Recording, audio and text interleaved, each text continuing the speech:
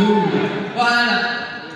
Alors, merci Philippe pour cette question. Et je vais la répondre en expliquant un peu le parcours. Et là, vous allez comprendre si effectivement j'ai commencé avec 1500 ans. Donc, je suis ingénieur de formation, diplômé de Polytechnique Yaoundé, excellente école, en 2017, du génie électrique. Et lorsque je finis d'obtenir mon diplôme, je me lance directement dans l'entrepreneuriat avec un projet tech qui peine à croître. Donc ça, c'était en 2018.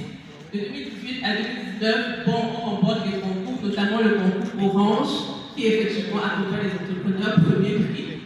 Mais on a du mal à trouver du marché, bref, à vivre de ce projet. Entre-temps, ma maman décède. Elle décède en mars 2019.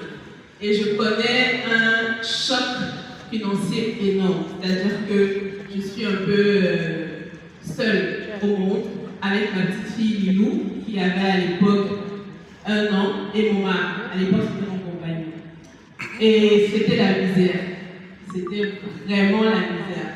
Et je sais que beaucoup de Camerounais passent aussi par ces périodes-là, dans lesquelles on n'a que 1000 francs, 2000, capital et intérêt réunis pour vivre, manger, boire. Ce n'est que ça qu'on a. Donc je ne sais pas pourquoi c'est surprenant pour les Camerounais que, entre nous, soyons surpris que voilà, il y a des personnes qui arrivent à un stade de leur vie où ils n'ont que 1500 francs. C'était mon cas à cette période. Mais j'avais aussi un téléphone avec lequel je filmais beaucoup les repas de ma fille. Parce que j'étais vraiment passionnée par son alimentation. Et du coup, j'allais beaucoup au marché faire ses courses et je revenais faire des repas et tout, que je partageais avec mon audience sur Instagram. Et comme ça, un beau jour, par hasard, une dame m'écrit en DM sur Instagram et elle me dit: bonjour Naomi, j'aimerais que tu fasses aussi les repas que tu fais pour ta fille, pour mon fils. À ce moment-là, quand je vois le message dans ma poche, j'ai 1500. Ce n'est que ça que je fais. Et quand je regarde ce message, je me demande comment la femme se fait. C'est quel genre de question ça? Comment est-ce que tu peux confier l'alimentation de ton enfant à une personne que tu ne connais pas? Mais j'avais 1500. Je ne savais même pas ce que j'allais manger le jour-là. Dans la loi du d'abord, la loi du d'abord. Tu dis d'abord oui. Parce que je me suis dit, elle peut me dépanner quelque chose qui fait, au moins de quoi subvenir à les besoins de la semaine. Vraiment, c'est ça mon idée. Et donc, je dis à la dame, écoutez-moi madame, laissez-moi le temps de faire des recherches et de faire une proposition de menu. Et là, j'ai un ami, Fred, qui est dans la salle, à qui je demande le dépôt de 1000 francs. Parce que les 1500, je ne pouvais pas prendre dans les 1500 pour faire le dépôt. Donc, il me fait le dépôt de 1000 francs, je transforme en 2 gigas. Je m'en vais donc sur Google et tout, je vois que ça se fait au Nigeria, ça se fait au Kenya. Des mamans qui cuisinent depuis leur cuisine pour les bébés et expédient dans d'autres villes. Par exemple, au Nigeria, il y avait une dame vache de qui cuisinait le mokorobon, le couscous, gari et tout, dans les récipients en plastique. Et elle envoyait à Lagos, à Abuja, machin. Et je me suis dit, mais ça c'est incroyable. Et là, je me suis demandé, en fait, au Cameroun, il n'y a personne qui propose des repas déjà faits localement avec nos propres matières premières. Je parle des compotes, des purées. Et je me suis dit, mais effectivement, peut-être qu'il y a 2 ou 3 mamans qui peuvent s'intéresser à ce projet. Et c'est comme ça que je le prends au sérieux. J'en parle avec mon compagnon, il me dit, oui, c'est une bonne idée. Heureusement, j'avais déjà un parcours entrepreneurial, donc j'avais déjà, comme j'ai dit, une start-up tech. Donc je connaissais quand même gérer un site web, j'ai généré mon site web, les petits pots de Lilou. J'ai créé un compte Instagram, toujours avec les 2 gigas comme on m'a envoyé là. J'ai du coup fait un menu, je suis allée sur Google, j'ai fait des recherches et tout. J'ai concocté un joli menu sur Canva et j'ai envoyé le menu à la dame.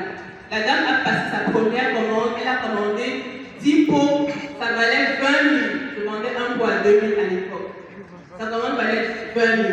Et elle m'a fait l'avance de 10 000. C'est donc avec ces 10 000 là que je suis partie à Bepanga acheter les bols en plastique. Je suis partie à Ange Raphaël imprimer les étiquettes. Je suis partie au marché de Bonamou 7, je ne suis pas acheter mes premières carottes, courgettes, mangues et tout. Et j'ai dit trouvé cette dame. J'ai aussi au passage, bien sûr, filmé le processus parce que je voulais lancer officiellement le projet, vraiment juste pour arranger les fins de moi. Je ne voulais même pas beaucoup d'argent parce que je suis ingénieure à la base. Donc je ne voulais même pas quelque chose qui allait me compliquer la vie. Du coup, je livre la dame, elle part en déplacement parce qu'elle devait aller en déplacement. Entre-temps, je lance la vidéo d'introduction disant maman, désormais vous pouvez commander les petits pour vos enfants et tout. Chez moi et pour livrer à domicile. Bien sûr, personne n'a commandé. Qui est fou? Qui va commander les repas chez une femme qui ne connaît pas, on ne connaît même pas où est sa cuisine, on ne connaît même pas près. Bien sûr, personne n'a commandé. Et donc, pendant 2 semaines, je continuais à communiquer sur ma page Instagram et Facebook, les posts sont toujours là. Et la dame rentre du voyage et il y avait le dernier pot dans son frigo, c'est le pot Plo fromage, qui est toujours dans le menu aujourd'hui, c'est un classique. Et elle donne ce pot à son enfant. L'enfant a englouti le pot. Et elle a filmé l'enfant en train de manger. Elle m'envoie la vidéo avec une nouvelle commande. Je dis à la dame, madame, s'il vous plaît, est-ce que je peux repartager votre... Est-ce qu'on est ensemble? Non, vous ne répondez pas. On est ensemble. Est-ce que je peux repartager votre vidéo? Elle me dit, oui, bien sûr, il n'y a pas de souci pour partager la vidéo. Je repartage la vidéo. Après, j'ai une deuxième commande. Troisième commande. 10e commande. Je commençais à livrer à Bonaputo, Bonanjo. Je comprenais que ma cible, c'était même les mamans d'un certain rang. Je commençais à améliorer mon packaging. Et moi, au fur et à mesure, je l'ai compris. Je commençais à faire des centaines de pots depuis ma cuisine. J'envoyais à Yaoundé, à Bafoussam. J'avais tellement de clients que j'ai commencé en août 2019. Et je faisais la cuisine. Mon mari allait livrer. Le 31 août.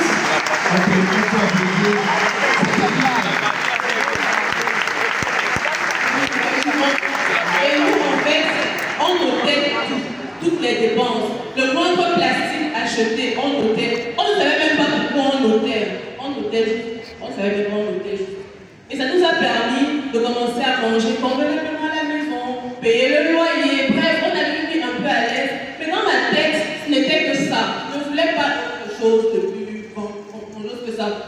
Jusqu'au jour où, le 31 décembre 2019, mon mari part faire une livraison à Yassa. On habitait à Kotor, il allait livrer à Yassa. Et il est rentré à la maison ce jour à 23h50. Et imaginez, dans l'histoire, là, c'était bon. Je dis, ouais, tu peux déjà me laisser. Ouais, c'est comment? Il me dit que non, nous sommes des ingénieurs. Nous devons faire des choses comme des ingénieurs. Nous devons faire des choses comme les gens qui ont fait quand. Asseyons-nous et écrivons un business model propre. Levons des fonds, profitons de cette cuisine, ayons notre espace, ayons notre structure, des machines, des employés, des accompagnements, des experts et tout. Soyons un peu plus professionnels. Parce que là, le mixeur s'est même gâté ce jour, tellement on avait fait les. Il m'a dit non, on entre en 2020 avec cette résolution. On a fait le même soir, là, quand minuit a sonné, on était dans les calculs. En bon ingénieur que nous sommes, on a estimé le besoin. Bon, si on prend un loyer de combien, machin et tout, on a estimé le besoin de tout le projet. Ça s'est levé à 35 000. Vous savez combien?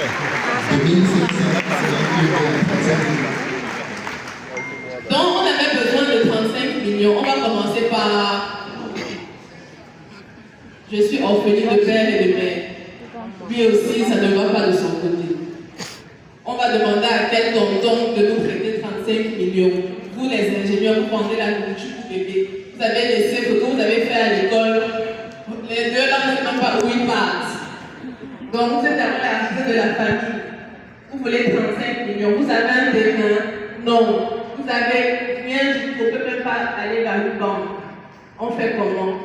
Et je me souviens, lorsque je faisais les pots de ma cuisine, la première cliente que la qui était d'ailleurs ma meilleure cliente, elle m'a dit, Naomi, ton projet c'est être tellement intéressant.